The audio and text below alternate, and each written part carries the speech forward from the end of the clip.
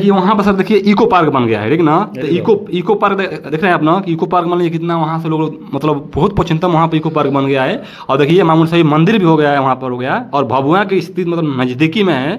तो उस कुछ तनकी उसके बारे में बताइए, तनकी नज़ारा के बारे में। नज़ारा के बारे में बता दें कि अभी हमारे कैमूर जिला में 2-3 ऐसा जगह है जी सर, जिसे आप घूमने के बाद आपको मतलब एक इतना रिलैक्स फील होगा, इतना माइंड मतलब संतुलन इतना मजबूत बनेगा। जी जी। जैसे हमारे इको पार्क हो गया जी, मुंडेश्वरी माता मंदिर के नीचे है। जी जी।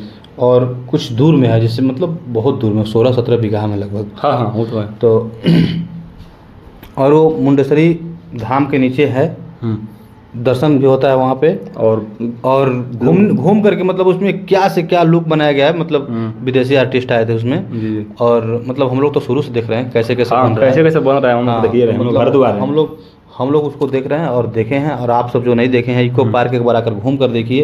इको पार्क का नज़ारा जो है बहुत बेस्ट नज़ारा है। आप सब रफ्ता रफ्ता हौले हौले दिल को चुराया तुमने, दिल को तो पता भी ना चला।